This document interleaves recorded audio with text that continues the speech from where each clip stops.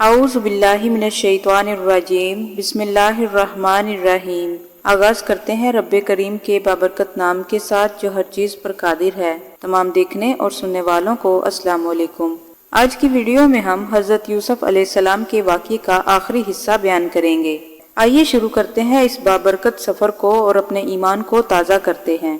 جب عزیز مصر کے سامنے حضرت یوسف علیہ السلام کی بے گناہی ثابت ہو گئی اور اسے معلوم ہو گیا کہ آپ پر زلیخا کی طرف سے لگایا گیا الزام بے بنیاد اور جھوٹ تھا، تو اس نے حضرت یوسف علیہ السلام کو اپنے پاس بلوایا اور کہنے لگا، میں آپ کو خاص کاموں کے لیے مقرر کرتا ہوں۔ جب اس نے آپ سے ملاقات کی اور آپ کی گفتگو سے اس نے آپ کی صلاحیتوں کا اندازہ لگا لیا اور آپ سے متاثر ہو گیا اور کہنے لگا، آج سے تم ہماری نظر میں ایماندار ہو، ہم آپ کو وزارت دیتے ہیں۔ حضرت یوسف علیہ السلام نے کہا کہ اگر آپ مجھے وزارت دینا چاہتے ہیں تو مجھے وزیر خزانہ بنا دیں، لہٰذا آپ کو وزیر خزانہ کے عہدے پر فائز کر دیا گیا اور اللہ تعالیٰ کا کیا گیا وعدہ پورا ہو گیا کہ ہم آپ کو زمین میں اعلیٰ مقام پر فائز فرمائیں گے۔ حضرت یوسف علیہ السلام کو خواب کے ذریعے پہلے ہی معلوم ہو چکا تھا کہ 7 سال کے لیے قحط سالی آئے گی۔ آپ نے قحط سالی سے بچنے کے لیے مختلف تدابیر اختیار کی جس سے لوگوں کو اشیاء خوردونوش وقت پر ملتی رہی۔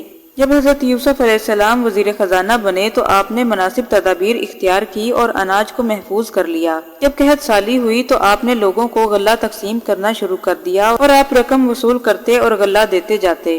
یہ قحط سالی مصر سے شروع ہو کر کنعان تک پہنچ گئی جہاں حضرت یعقوب علیہ السلام آباد تھے۔ کنعان سے آپ کے بھائی بھی اپنے والد سے رقم لے کر غلہ لینے کے لیے مصر آئے تو آپ نے انہیں پہچان لیا، لیکن آپ کے بھائیوں نے آپ کو نہ پہچانا کیونکہ جس وقت انہوں نے آپ کو کنویں میں پھینکا تھا اس وقت آپ کی عمر بہت کم تھی اور آپ کے بھائیوں کو یہ گمان نہ تھا کہ آپ صاحب اقتدار ہوں گے۔ حضرت یوسف علیہ السلام نے اپنے بھائیوں سے اجنبی بن کر گفتگو کی اور پوچھا کہ تمہارے سوا تمہارا کوئی اور بھائی بھی ہے؟ انہوں نے بتایا کہ ہم 12 بھائی تھے، ہمارا ایک سوتیلا بھائی جنگل میں مارا گیا اور اس کا ایک اور سگا بھائی بھی موجود ہے جو ہمارے والد کے ساتھ ہے اور ہمارے ساتھ نہیں آیا۔ حضرت یوسف نے اپنے خادموں سے کہا کہ ان کی خوب اچھی طرح مہمان نوازی کرو اور کوئی کسر نہ چھوڑنا۔ چنانچہ آپ کے بھائیوں کی خوب مہمان نوازی کی گئی۔ اس کے بعد پھر آپ نے انہیں غلہ دیا اور غلے کے عوض ان لوگوں کی دی ہوئی رقم بھی آپ نے چپکے سے ان کے سامان میں رکھوا دی اور پھر آپ نے کہا کہ جب دوبارہ غلہ لینے کے لیے آؤ تو اپنے چھوٹے بھائی کو ساتھ لیتے آنا اور اگر تم اسے اپنے ساتھ نہ لائے تو آئندہ تمہیں غلہ نہیں ملے گا۔ حضرت یوسف علیہ السلام سے غلہ لینے کے بعد آپ کے بھائی جب گھر پہنچے تو دیکھا کہ غلے کے ساتھ وہ رقم بھی موجود تھی جو ان لوگوں نے غلہ خریدنے کے عوض حضرت یوسف علیہ السلام کو دی تھی۔ وہ رقم دیکھ کر بہت متاثر ہوئے۔ جب دوبارہ غلہ لینے کے لیے جانے لگے تو اپنے سوتیلے بھائی بنیامین کو ساتھ لے جانے کے لیے اپنے والد یعقوب علیہ السلام کے پاس آئے اور بنیامین کو ساتھ لے جانے کے لیے کہنے لگے، ابا جان، آپ بنیامین کو ہمارے ساتھ غلہ لینے کے لیے بھیج دیں تاکہ ہم زیادہ غلہ لے کر واپس آئیں اور ہم ان کی حفاظت کی ذمہ داری لیتے ہیں۔ حضرت یعقوب علیہ السلام نے انہیں منع کر دیا اور کہا، ہرگز نہیں، میں بنیامین کو تمہارے ساتھ نہیں بھیجوں گا۔ میں اس سے پہلے یوسف کے بارے میں بھی تم پر اعتبار کر چکا ہوں، لیکن آپ کے بیٹوں نے آپ کی بہت منت سماجت کی اور آپ کو راضی کر لیا۔ تو حضرت یعقوب علیہ السلام نے بنیامین کو ساتھ لے جانے کے لیے اجازت دے دی۔ جب بیٹے کنعان سے مصر جانے لگے تو حضرت یعقوب علیہ السلام نے اپنے بیٹوں کو نصیحت کی کہ شہر میں ایک ہی دروازے سے داخل مت ہونا بلکہ علیحدہ علیحدہ دروازوں سے شہر میں داخل ہونا۔ چنانچہ بیٹوں نے حضرت یعقوب علیہ السلام کی نصیحت پر عمل کرتے ہوئے علیحدہ علیحدہ دروازوں سے شہر میں داخل ہوئے اور حضرت یوسف علیہ السلام کی خدمت میں حاضر ہوئے۔ حضرت یوسف علیہ السلام تو پہلے ہی ان کے منتظر تھے۔ حضرت یوسف علیہ السلام نے ان کا استقبال کیا۔ جب تمام بھائی حضرت یوسف علیہ السلام کے پاس پہنچے تو آپ نے ان کو شاہی مہمان خانے میں ٹھہرایا اور ان کی خوب خاطر مدارت کی۔ پھر اپنے بھائی بنیامین سے چپکے سے آ ملے اور کہنے لگے، میں تمہارا سگا بھائی یوسف ہوں۔ اللہ نے مجھ پر فضل کیا اور مجھے کنویں سے نکال کر مصر کا وزیر خزانہ مقرر کر دیا۔ تم اپنے بھائیوں پر یہ بات ظاہر نہ کرنا، میں کوئی تدبیر اختیار کروں گا اور تمہیں اپنے پاس رکھ لوں گا۔ پھر حضرت یوسف علیہ السلام نے اپنے بھائیوں کو 3 دن تک اپنے پاس رکھا، پھر ہر ایک کو ایک ایک اونٹ غلہ دے کر روانہ کیا۔ آپ نے اپنے نوکروں کو حکم دیا کہ قیمتی پیالہ بنیامین کے سامان میں رکھ دیا جائے۔ چنانچہ جب حضرت یوسف علیہ السلام کے بھائیوں کا قافلہ جانے لگا تو کسی نے پیچھے سے آواز لگائی، قافلے والو، تم چور ہو۔ ان میں سے ایک بھائی نے پوچھا کہ تمہاری کیا چیز چوری ہو گئی ہے؟ تو ان لوگوں نے کہا کہ بادشاہ کا پیالہ گم ہو گیا ہے۔ سب نے اپنی صفائی میں کہا کہ یہ کام ہم نہیں کر سکتے۔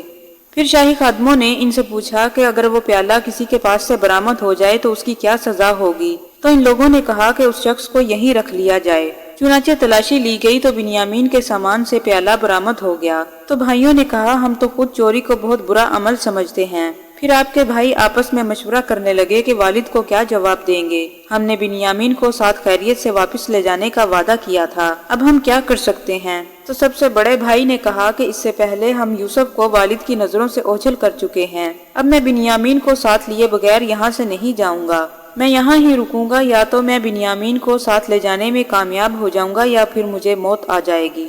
آپ کے بھائیوں نے مشورہ کر کے یہ طے کیا کہ والد کو جا کر ساری بات بتا دیں۔ چنانچہ واپس آ کر ان لوگوں نے حضرت یعقوب علیہ السلام کو ساری بات بتائی اور کہا کہ جب ہم نے آپ سے وعدہ کیا تھا تو ہمیں معلوم نہیں تھا کہ بنیامین چوری کرے گا۔ ہم سے عزیز مصر نے چوری کی سزا پوچھی تھی، ہم نے اپنے دین کے مطابق انہیں بتا دی۔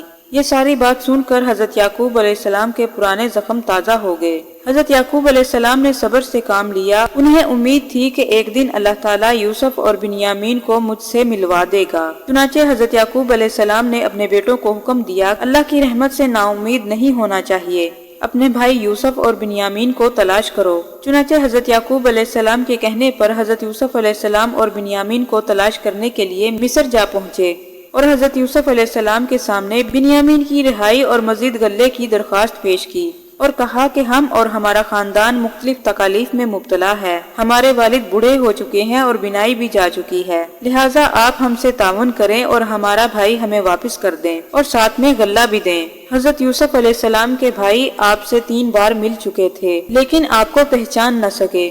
پھر حضرت یوسف علیہ السلام نے کہا کہ تمہیں یاد تو ہوگا کہ تم نے اپنے بھائی یوسف کے ساتھ کیا سلوک کیا تھا۔ یہ سن کر آپ کے بھائی آپ کو پہچان گئے اور شرمندہ ہو گئے اور کہنے لگے یقیناً اللہ تعالیٰ نے آپ کو چن لیا اور آپ کو فضیلت عطا فرمائی، ہم غلطی پر تھے اور آپ ہماری غلطی کو معاف فرما دیں۔ پھر آپ نے ان کو معاف فرما دیا اور کہا مجھے تم سے کوئی شکایت نہیں، تم اللہ تعالیٰ سے معافی مانگو۔ پھر جب آپ کے بھائی واپس جانے لگے تو آپ نے فرمایا میری یہ قمیض لے جاؤ اور لے جا کر والد صاحب کے چہرے پر ڈال دینا، وہ بینا ہو جائیں گے، اور کہا کہ تمام اہل خانہ یہاں آ جائیں تاکہ ہم سب مل کر یہاں آباد ہو جائیں۔ آپ کے بھائی جیسے ہی آپ کی قمیض اور غلہ لے کر مصر سے روانہ ہوئے تو حضرت یعقوب علیہ السلام کو حضرت یوسف علیہ السلام کی قمیض کی خوشبو آنے لگی، تو آپ نے اپنے گھر والوں سے کہا کہ اگر تم مجھے بہکا ہوا نہ کہو تو میں تمہیں بتاؤں کہ مجھے یوسف کی خوشبو آ رہی ہے۔ آپ کے اہل خانہ نے آپ کی کسی بات پر یقین نہ کیا۔ پھر آپ کے بیٹے واپس آئے تو حضرت یوسف علیہ السلام کی قمیض حضرت یعقوب علیہ السلام کے چہرے پر ڈالی تو آپ کی بینائی واپس آ گئی۔ تو حضرت یعقوب علیہ السلام نے فرمایا کہ میں تمہیں نہیں کہا کرتا تھا کہ اللہ تعالیٰ کی طرف سے مجھے وہ تمام باتیں معلوم ہیں جو تم نہیں جانتے۔ پھر آپ کے بیٹوں نے آپ سے کہا اے ابا جان، بے شک ہم سے غلطی ہو گئی تھی، آپ ہمارے لیے اللہ تعالیٰ سے استغفار کریں۔ پھر حضرت یوسف علیہ السلام کا پیغام حضرت یعقوب علیہ السلام کو پہنچایا تو حضرت یعقوب علیہ السلام اپنے سارے خاندان کے ساتھ مصر کی طرف روانہ ہو گئے۔ جب حضرت یوسف علیہ السلام کو اپنے خاندان کی آمد کی خبر پہنچی تو آپ نے اپنے خاندان کے استقبال کے لیے تیاریاں شروع کر دی اور وزراء کے ساتھ روانہ ہو گئے اور اپنے خاندان کا خوب اچھے طریقے سے استقبال کیا۔ حضرت یعقوب علیہ السلام اپنے بیٹے کے مقام و مرتبے اور عزت کو دیکھ کر بہت خوش ہوئے اور اللہ تعالیٰ کا شکر ادا کیا۔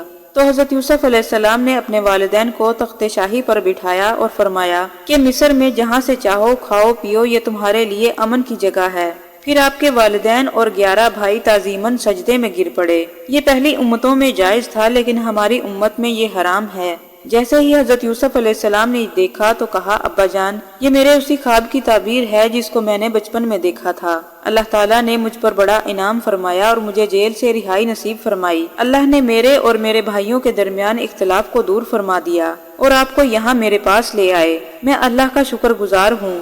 حضرت یوسف علیہ السلام نے 110 سال کی عمر میں مصر میں ہی وفات پائی۔ آپ نے اپنے بھائیوں سے وصیت فرمائی تھی کہ ان کی وفات کے بعد انہیں ان کے والد کے ساتھ دفن کیا جائے۔